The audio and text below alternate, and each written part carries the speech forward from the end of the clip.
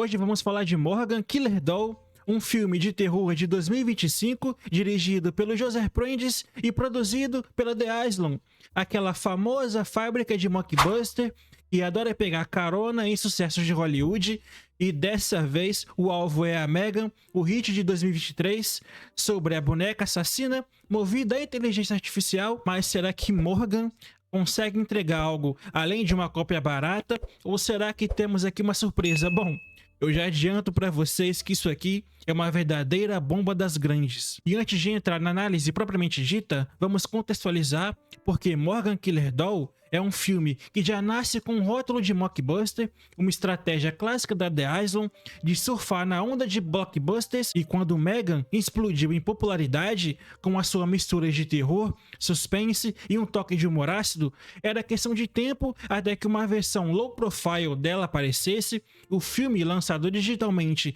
em 13 de julho de 2025 e com exibições limitadas no cinema a partir de 20 de julho, para garantir o baixo custo, o filme promete uma história sobre uma boneca assustadora que começa a matar pessoas, ligada ao passado de uma jovem falecida, e no papel parece uma premissa que pode funcionar, especialmente se abraçar o absurdo típico dos filmes B, mas como todos nós sabemos, nem tudo que brilha é ouro, ou nesse caso, nem tudo que assusta é terror. E eu fui sim assistir esse filme com a mente aberta, sabendo do histórico da The Asylum e do orçamento apertado. A minha expectativa não era encontrar um novo clássico do terror aqui, longe disso, mas sim algo que pudesse entreter, seja pelo susto ou pela comédia não intencional, ou até por uma ideia original maluca. Afinal, filmes B têm o seu charme, às vezes a falta de recursos força os diretores a serem criativos, o que não foi o caso aqui. Morgan Killer Doll conta a história da Darcy,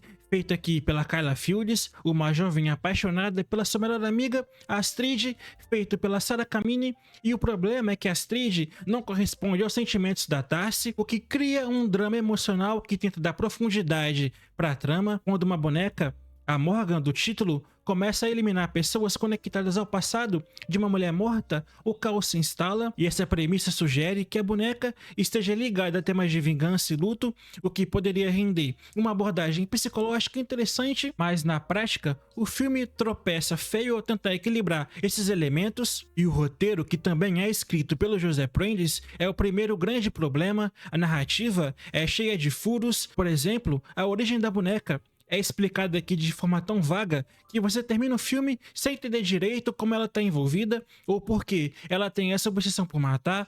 É como se o filme quisesse te convencer que a boneca é assustadora só porque ela aparece na tela com uma faca.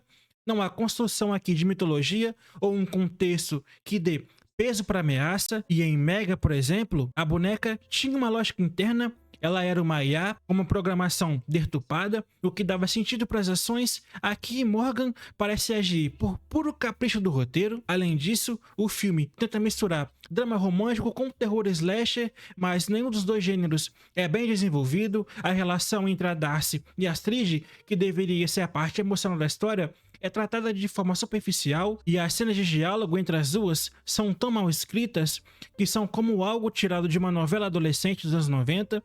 São ridículas, para não dizer outra coisa.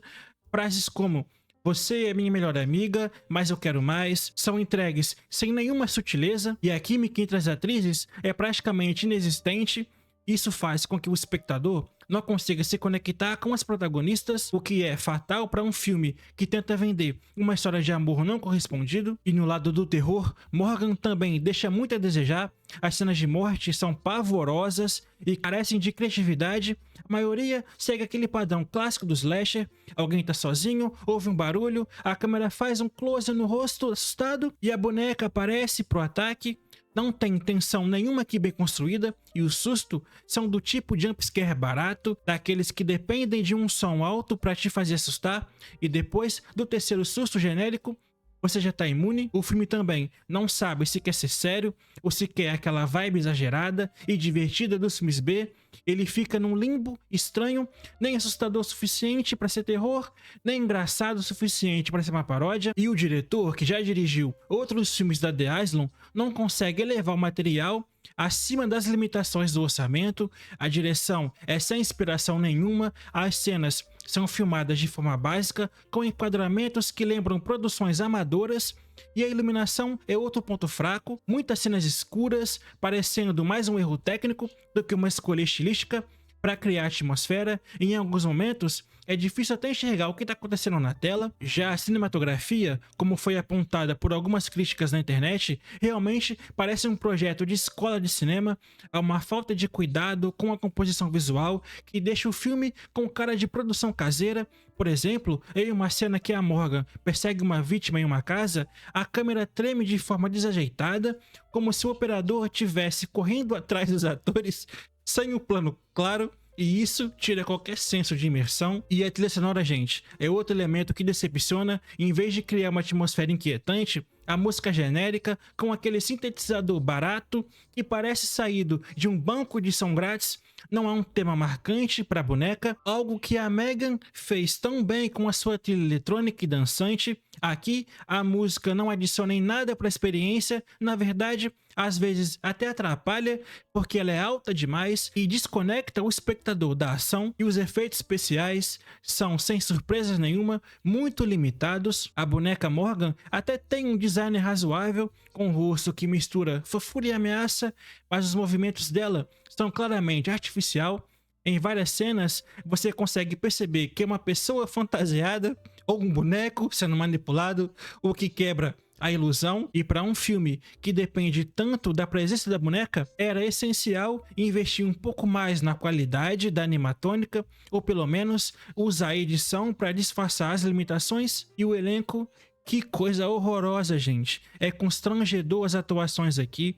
A Carla Fields, como a Darcy, até tenta trazer alguma emoção ou outra para a personagem, mas o roteiro não dá espaço para ela desenvolver uma atuação. E a Sarah Camini, como Astrid, parece desconfortável em várias cenas, especialmente nas mais dramáticas. A falta de direção aqui é clara e evidente. Os atores parecem não saber se devem ou não levar o filme a sério ou abraçar o exagero, típico dos mockbusters. E o Michel Paré, que já é um veterano de filmes B, aparece aqui em um papel secundário, mas a sua presença é desperdiçada. Ele faz um personagem genérico, um detetive, é claro, porque todo filme de terror precisa de um. E as suas cenas são tão curtas que você se pergunta por que ele aceitou esse papel. É o tipo de participação que parece mais um favor do ator pro diretor do que uma adição significativa para a história. E os coadjuvantes também não tem muito o que fazer. Os seus personagens são estereótipos de filmes de terror. A amiga intrometida, o cara arrogante, por aí vai. Ninguém tem tempo de tela o suficiente e, graças a Deus, senão seria pior ainda. As atuações são sofríveis, chegou a me dar pena em alguns momentos, e um dos poucos pontos onde esse filme tenta ser mais ambicioso é na exploração de temas como luto e rejeição amorosa.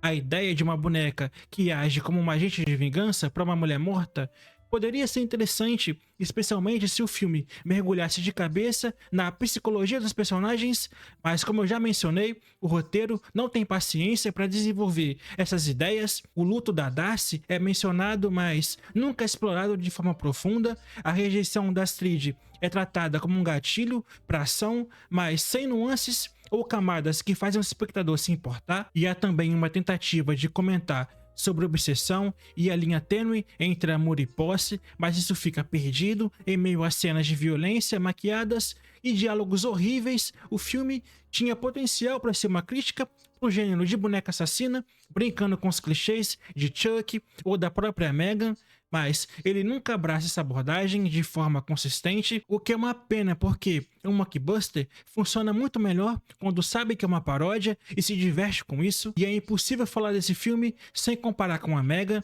já que o filme é descaradamente uma cópia. Enquanto Megan tinha um orçamento maior, uma produção polida e uma abordagem que misturava terror com humor negro, Morgan tenta copiar a fórmula sem os recursos ou a inteligência necessária. A boneca Megan era carismática, com uma personalidade que misturava inocência e leveza de forma cativante. Já a Morgan, por outro lado, é apenas uma boneca genérica com uma faca. Não há momentos aqui pra gente lembrar, como a dança viral da Megan ou as suas falas sarcásticas, que tornaram o original tão divertida. E além disso, Megan tinha uma crítica clara sobre a dependência da tecnologia e os perigos da inteligência artificial. Já a Morgan não tem nada a dizer sobre o mundo atual. A boneca não é uma IA, não é um robô, ela é apenas uma boneca possuída por algum motivo que só Deus sabe, porque o filme nunca explica, e isso faz com que a história pareça datada, como se fosse um filme de terror dos anos 80, que foi desenterrado e relançado sem nenhuma atualização. Então Morgan Killer Doll é claramente voltado para fãs de filme B e pessoas que gostam de terror sem pretensão. O problema é que mesmo para esse público, o filme não entrega o suficiente, e se você gosta de charme caótico dos mockbusters da The Island, como Sharknado, por exemplo, pode até encontrar um prazer ou outro nas falas de Morgan. Há um certo charme nas atuações exageradas e nos efeitos toscos, mas isso não sustenta o filme de 1h30, e esse, aliás, é o único ponto positivo, a duração curta. O filme não se arrasta tanto quanto os outros mockbusters que tentam imitar épicos de 2 horas. Ele vai direto ao ponto, e mesmo que o ponto seja uma sucessão de clichês, e infelizmente os problemas superam os acertos, o roteiro é confuso, mal escrito, com diálogos patéticos que beiram constrangimento, a direção não consegue compensar as limitações do orçamento, resultando em um filme que parece amador em quase todos os aspectos. As atuações são inconsistentes e a falta de carisma da boneca Morgan é um golpe fatal para um filme que depende dela como principal atração. E para os fãs de filme B, até pode valer aqui uma conferida, especialmente se você tiver com amigos, mas para quem busca um terror de qualidade ou algo que pelo menos seja aos pés de Megan, a decepção é inevitável. E a The Island, que já entregou mockbusters mais criativos e divertidos no passado, mas aqui Morgan não está entre eles. E para Morgan Killer Doll, nota 1. E agora eu quero saber de você. Você já teve a oportunidade de ver esse filme aqui? Eu quero muito saber o que você achou, me conta aqui nos comentários, beleza? E eu também te convido a se inscrever aqui no canal se você não for inscrito, beleza? Obrigado por assistir até aqui, até um próximo vídeo e fui!